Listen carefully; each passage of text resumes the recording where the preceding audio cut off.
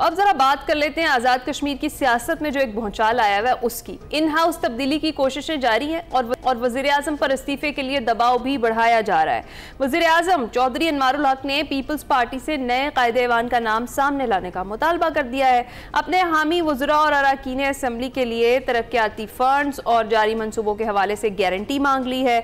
वज़ीर आज़म आज़ाद कश्मीर के खिलाफ अदम एतमाद पर पीपल्स पार्टी की क़यादत अब इख्तलाफात का शिकार हो गई और वज़ारत उज़्मा के उसूल के लिए 4 मुतवक्के उम्मीदवारों के दरमियान जोड़ तोड़ उरूज पर पहुंच गई है। 36 अरकान की हिमायत का दावा करने वाली पीपल्स पार्टी ताहाल तहरीके अदम एतमाद जमा नहीं करवा सकी है और जो इनकी डेडलाइन थी जो उन्होंने दी थी वो भी गुजर गई है। उम्मीदवारों की तादाद 2 से 3 और फिर 4 हो गई है। अब पीपल्स पार्टी के जो कैंडिडेट्स थे चौधरी लतीफ़ अकबर और चौधरी यासीन के बाद फैसल राठौर और सरदार याकूब भी मैदान में कूद पड़े और तमाम उम्मीदवारों ने अपनी अपनी लॉबिंग शुरू कर रखी है। कई उम्मीदवार वज़ारत उज़्मा के लिए अपने नाम की अफवाहें फैलाने में भी सरगर्म है। 2 साल कबल भी 2 हफ्तों तक पीपल्स पार्टी उम्मीदवार सामने नहीं ला सकी थी। पीपल्स पार्टी का उम्मीदवार न आने पर कुरा चौधरी अनवारुल हक के नाम का निकला था और माजी में भी मुस्लिम लीग नून ने पीपल्स पार्टी को हुकूमत बनाने और वज़ीर आज़म नामजद करने पर आमादगी जाहिर की थी। पीपल्स पार्टी अंदरूनी इख्तलाफात की वजह से तब कोई नाम सामने नहीं ला सकी थी और 2 हफ्तों तक मुस्लिम लीग के जो ताउन के बावजूद वज़ारत उज़्मा का नाम फाइनल न करने पर चौधरी अनवारुल हक को वज़ीर आज़म फिर बना दिया गया था। इस सारी सूरत हाल पर हमने बात करनी है। बिल्कुल, आसिफ रज़ा मीर हमारे साथ मौजूद है, नुमाइंदा मुजफ्फराबाद। आसिफ कैसे हैं आप? जी अल्हम्दुलिल्लाह, बहुत शुक्रिया। आसिफ, सबसे पहले तो ये बताइएगा कि शायद अनवारुल हक साहब जानते हैं कि वो खुद किस तरह से आए हैं, तभी वो बज़िद हैं अपनी सीट पर विराजमान रहने के लिए और वो कहते हैं कि बजरिया अदम एतमाद ही आप आए क्योंकि वो जानते हैं कि कन्फ्यूजन बरकरार रहेगी जैसे पहले बरकरार रही थी। आपका भी यही ख्याल है?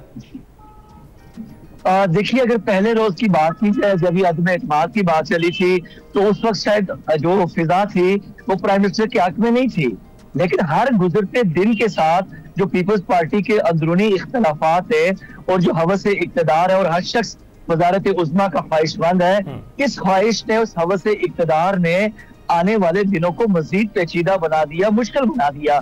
कभी मुस्लिम लीग नून के साथ डेडलॉक है, कभी नाम अनाउंस नहीं हो रहा और इस वक्त मुस्लिम लीग नून ने, जैसे कल हमने खबर ब्रेक की थी, इसी तरह आज इस प्रोग्राम के जरिए हम दूसरी बड़ी खबर ये ब्रेक करना चाहते हैं कि मुस्लिम लीग नून ने मुतालबा किया है कि आजाद कश्मीर कानून साज असम्बली के कबल वक्त इलेक्शन करवाए जाए। मुस्लिम लीग नून को यह खदशा है कि अगर पीपल्स पार्टी का जो वज़ारत उज़्मा का ये मामला अदम एतमाद की सूरत में चौधरी यासीन, चौधरी लतीफ़ अकबर या कोई और नाम बन जाता है तो इस वक्त एक बड़ी रकम 10 से 20 अरब रुपए से जायद की रकम मौजूद है, फिर बहुत सारी तैनातियों का मामला है, बहुत सारी चीजें पेंडिंग है, तो ये आइंदा इलेक्शन पर असर अंदाज होंगे।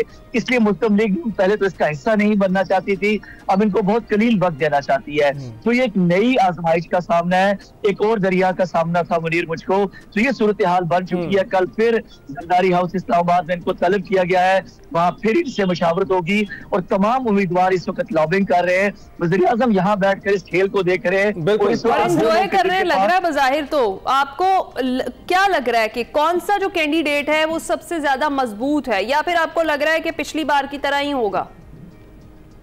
देखिए, इस वक्त जो पीपल्स पार्टी के अंदर 2 नाम जो है वो सबसे ज्यादा मैं ये समझता हूँ कि उस पर ये इत्तफाक राय भी है, जो माहिरीन है सियासी उमूर के वो भी ये कह रहे हो, पीपल्स पार्टी के जराए भी कह रहे हैं कि चौधरी लतीफ़ अकबर जो स्पीकर कानून साज असम्बली है, सीनियर पार्लियामेंटेरियन इस वक्त ईवान के अंदर, वो और चौधरी मोहम्मद यासीन जो पाकिस्तान पीपल्स पार्टी आजाद कश्मीर के सदर हैं, ये इस वक्त बहुत इनके दरमियान नेक टू नेक मुकाबला है। लेकिन आप किसी सूरत सरदार याकूब खान जो साबिक वज़ीर आज़म हैं उनको और फैसल मुमताज राठौर जो एक नया नाम इन हुआ है, बड़े मुतहर्रिक और यंग है, इनको भी नजरअंदाज नहीं कर सकते। और फिर जैसे हम हर प्रोग्राम में कहते हैं, जैसे हमें अब्दुल क़य्यूम खान नियाज़ी की सूरत में सरप्राइज मिला था, तो कोई सरप्राइज भी हो सकता है। तमाम अपनी लॉबिंग कर रहे हैं, नाम जो है वो आखिरी वक्त में एक बंद लिफाफे की सूरत में यहाँ पर आएगा, खुलेगा। लेकिन उससे पहले की जो सूरत हाल है वो ये है कि जो तहरीक अदम एतमाद 2 रोज कबल जमा होनी थी, ताहाल जमा नहीं हो सकी और आज भी इससे कुछ इम्कानात दिखाई नहीं दे रहे। फिर इस्लामाबाद तलब किया गया है और वहां पर बुलाया गया है।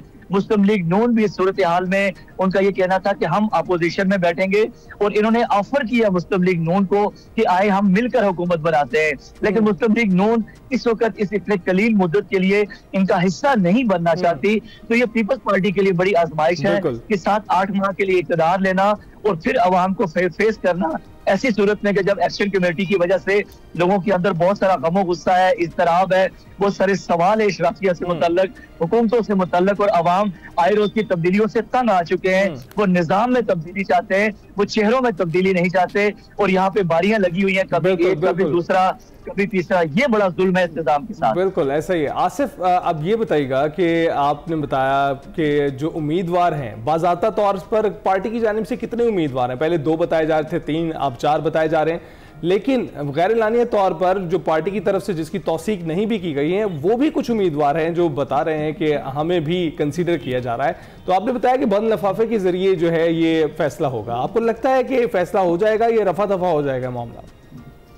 नहीं, देखिए अब सूरत हाल से इतनी हाइप क्रिएट हो चुकी है, इतनी ये बात जुबान ज़दे आम हो चुकी है कि अगर अब अदम एतमाद नहीं होता तो न सिर्फ पीपल्स पार्टी को तो बहुत बड़ा नुकसान होगा, साथ उसकी जो इत्तेहादी जमात है मुस्लिम लीग नून और फिर फॉरवर्ड ब्लॉक के वो लोग के जो इस वक्त हुकूमत को छोड़कर पीपल्स पार्टी से जा मिले, इनका क्या मुस्तकबिल होगा। ये 36 लोग जो है इनका मुस्तकबिल क्वेश्चन मार्क हो चुका है। और बाज़ लोगों को ये भी इल्म है कि आइंदा आने वाले वक्त में शायद वो इस अमली का और इस ऐवान का हिस्सा ना हो, वो आखिरी बारी समझ कर खेल रहे हैं। तो चूंकि इसमें पीपल्स पार्टी पाकिस्तान की आला क़यादत भी इन्वॉल्व थी, मुस्लिम लीग नून ना चाहते हुए भी, देखिए कितना बड़ा आप इसको नाइंसाफी कहें कि वो जमातें जो दोनों इस इक़्तिदार का हिस्सा थी और अभी तक उन्होंने उनके वज़रा ने रिजाइन भी नहीं किया, तो ये अपने ही खिलाफ अदम एतमाद कर रहे हैं। और इस्लाम ये पहला अदम एतमाद है जिसके इतना चर्चा सुनने को।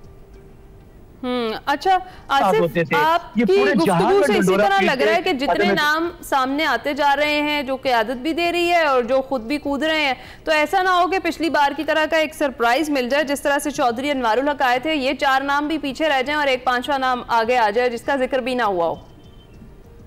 जी बिल्कुल, आजाद कश्मीर कानून साज असम्बली के अंदर ये रिवायत रही। आपको याद होगा पाकिस्तान तहरीक इंसाफ में जब उस वक्त सरदार तनवीर इलियास समेत बहुत सारे लोग वजारत उज़्मा के उम्मीदवार थे, तो अचानक गैर मुतवक्किल तौर पे अफजल क़य्यूम खान नियाज़ी, जैसे हमने कहा था कोई सरप्राइज हो सकता था, तो वो सरप्राइज मिला लोगों को।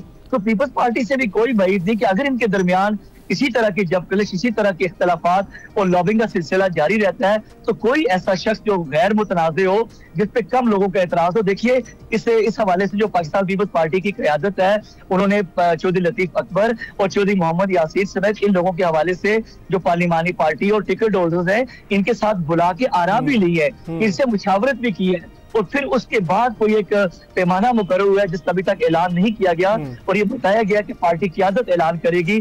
कल जब जो खबरें चली थी उसमें आला क़यादत ने काफी बरहमी का इजहार किया कि फैसला तो बिलावल भुट्टो जरदारी ने या आला क़यादत ने करना है, आप ये खबरें क्यों मैनेज करके चलवा रहे हैं। तो कल जब खबरें मैनेज हुई, हमने जिम्मेदारी का मुजाहरा करते हुए तहकीक की और तस्दीक करने के बाद ये बताया कि अभी तक ये नाम फाइनल नहीं हुआ। और देखिए कि इस वक्त जो है ना ऊंट किस करवट बैठता है। बिल्कुल आसिफ, तो आपको लगता है ये जो पीटीआई का फॉरवर्ड ब्लॉक है, इसमें से भी कोई नाम सामने आ सकता है?